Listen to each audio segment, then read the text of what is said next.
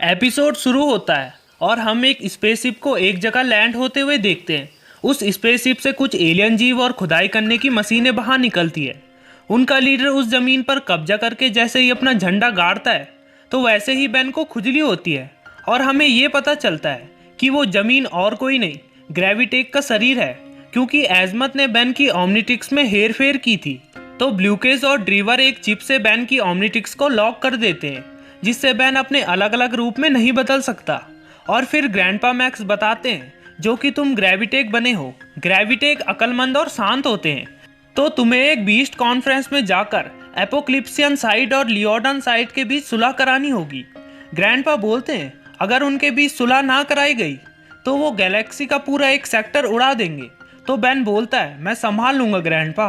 फिर Ben conference room में बैठ जाता है और वो सभी भी आकर बैठ जाते हैं, जो कि एपोक्लिप्सन साइड रैत की प्रजाति है। तो जाहिर सी बात है वो भड़कीले होंगे। वो आते ही उनसे बहस करने लगते हैं। फिर वो सभी अपने आप को इंट्रोड्यूस करते हैं। इंट्रोड्यूस करते करते फिर से उनमें लड़ाई होने लगती है। तो फिर बेन उन्हें अलग करके बिठा देता है। फिर हम ग्रेविटेक की बॉडी में उन्हीं छोटे एलियन जीवों को देखते हैं जो कि अपनी खुदाई का काम शुरू करते हैं और ग्रेविटेक की बॉडी पर ड्रिल भी चलाते हैं, जिससे बेन को खुजली होने लगती है। वो खुजलाते खुजलाते परेशान हो जाता है। तो वो सभी बोलते हैं बेन तुम बदतमीजी कर रहे हो। तो बेन उन्हें सॉरी बोलता है। रुक और ग्रैंडपा बेन की बॉडी को जूम करके देखते हैं और उन्हें वही छोटे एलियन जीव दिखते हैं जिन्हें ग्रैंडपा फ्लूलेक्स फ्लीज बताते हैं। तो रुक बोलता है वो अक्लमंद होते हैं, हमारे बोलने पर शायद वो रुक जाएं, पर हम उन्हें कांटेक्ट कैसे करें बिना कॉन्फ्रेंस डिस्टर्ब करें।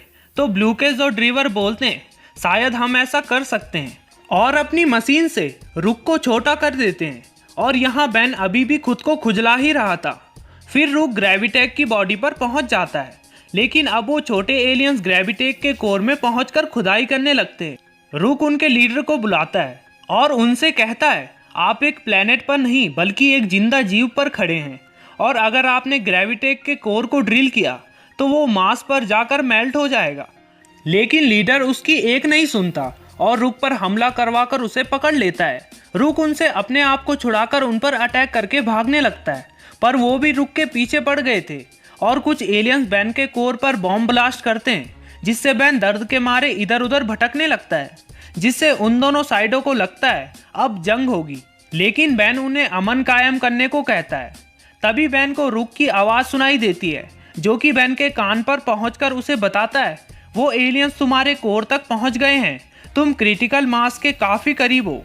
जिससे बेन सभी को बताता है पीछे हटो मैं फटने वाला हूँ, और बाहर भागने की कोशिश करता है। लेकिन दरवाज़ा बंद हो जाता है, जो कि पोल्ट्रूम ने किया था, और बताता है तुम सब और बेन 10 के मरने के बाद मुझे कोई नहीं रोक पाएगा, जिससे पूरी पावर मुझे मिलेगी। और 1 घंटे तक ब्लूकेज और ड्रीवर भी कुछ नहीं कर सकते थे। फिर वो छोटे एलियंस आकर रुक पर हमला करते हैं। रुक उन पर फायर करता है, पर वो रुक पर काफ़ी सारे बॉम्ब्स फेंकते हैं। रुक बेन को अपना मुंह बंद रखने को बोलता है और उन एलियंस को अपने पीछे लाकर बेन को मुंह खोलने को कहता है। रुक बेन के मुंह को पार कर देता है, मगर वो एलियंस नहीं कर पाते। तो अब रुक बेन की ओमनिट्रिक्स तक पहुंचकर ब्लूकेज और ड्रीवर की लगाई चिप को फायर करके तोड़ देता है, जिससे बेन वापस नॉर्मल हो जाता है और जल्दी से जूरी रिक में बदलकर डोर को तोड़कर उसे हाईटेक डोर में बदल देता है। फिर वो पोल्ट्रूम के पास जाता है। पोल्ट्रूम उस पर गन से हमला करता है, पर वो रैत में बदलकर उसे पटक पटक कर उसकी हालत खराब कर देता है। पर पोल्ट्रूम एक मशीन से सोनिक सिग्नल छोड़ता है, जिससे बेन के कानों में दर्द होने लगता है। तो रैत के पास एक सरप्राइज बाकी है, और तभी रुक उसकी मशीन पर शूट करके उसे खराब कर देता है, और रैत उस पर एक जोरदार हिट करके उसे हरा देता है। आखिर में हम देखते हैं उन दोनों साइडों के बीच सुलह हो गई है और पोल्ट्रूम को प्लम्बर जेल में रखा है। फिर हमें वही छोटे एलियंस दिखाते हैं जो फिर से कहीं झंडा गाड़ते हैं, और वो और कोई नहीं बल्कि पोल्ट्रूम पर झंडा गाड़ रहे थे। और इसी के साथ ये एपिसोड एंड हो जाता है। एपिसोड अच्छा लगा तो लाइक करना और मेरे चैनल को सब्सक्राइब करना ना भूलना। बाय।